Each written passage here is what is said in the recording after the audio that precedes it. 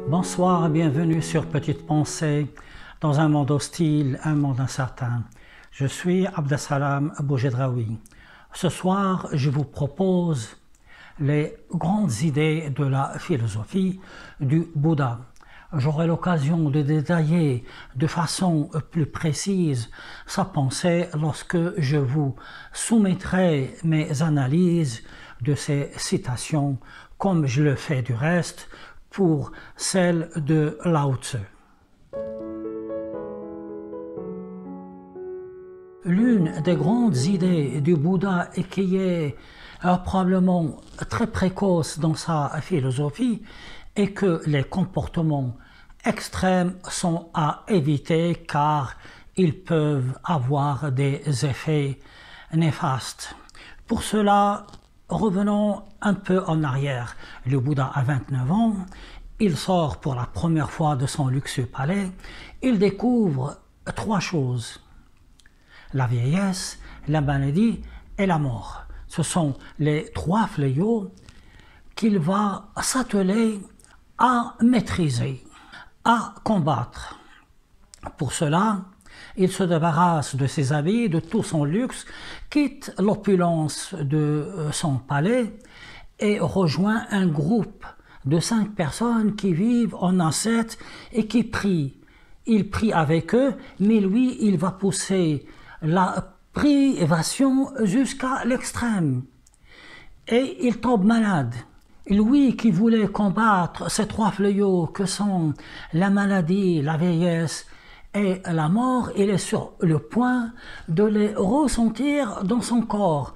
En effet, par la privation, il tombe malade, comme la personne malade qu'il a vue lorsqu'il est sorti la première fois à l'extérieur de son palais. Il est sur le point de mourir, donc son comportement extrême le rapproche du fléau qu'il voulait à tout prix combattre. En troisième lieu, par son comportement extrême, il ne mange pas beaucoup, il ne boit pas beaucoup, son corps est déshydraté, son corps est parcheminé, son corps est complètement ridé, son corps ressemble donc à celui d'un vieillard. Donc il comprend que les comportements extrêmes, au lieu d'arranger les problèmes, ne feront que les amplifier.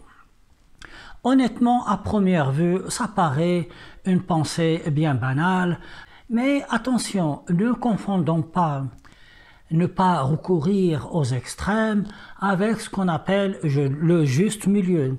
Le Bouddha ne parle pas du juste milieu. Ce n'est pas ça du tout, ce n'est pas un chemin arithmétique au milieu de deux extrêmes, ne rien faire ou en faire beaucoup. Ce n'est pas le chemin, la moitié arithmétique entre être complètement amorphe, être peureux, et une autre extrême, être complètement téméraire, insensé, non du tout. Le Bouddha nous laisse juge. À un certain moment, vous devez peut-être aller vers une extrême, ça s'appelle être audacieux. À un certain moment, vous devez aller vers l'extrême bas, ça s'appelle avoir de la sagacité. Ça s'appelle également être prudent. C'est une affaire de jugement propre. Le Bouddha n'est pas un vaniteux. Il ne nous dit pas « faites ceci, sinon vous n'aurez rien ». Non, il nous laisse un peu libres. Et cette liberté est le point clé, le point fondamental de sa pensée.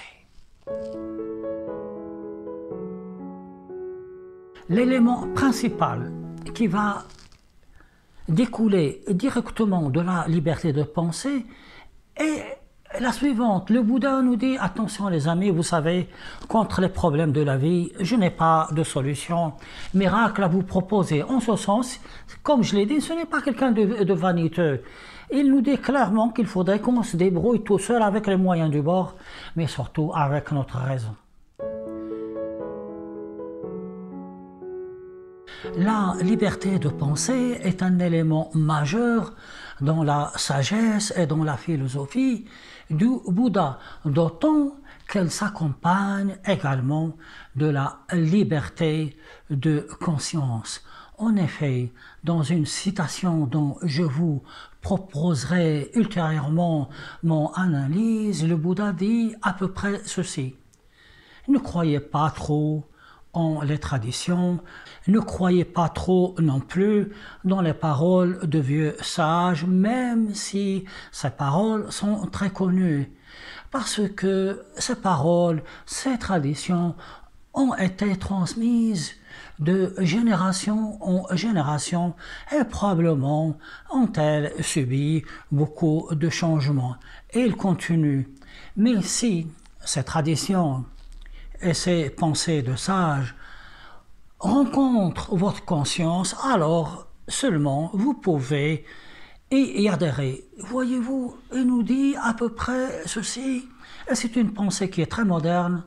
Il y a deux choses, il y a la foi et il y a également la raison.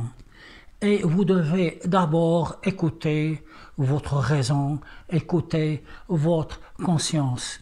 C'est là une pensée qui peut surprendre en Inde, où les gens croient en beaucoup de traditions, beaucoup de superstitions, beaucoup de légendes. Finalement, la pensée du Bouddha est une pensée qui est très moderne.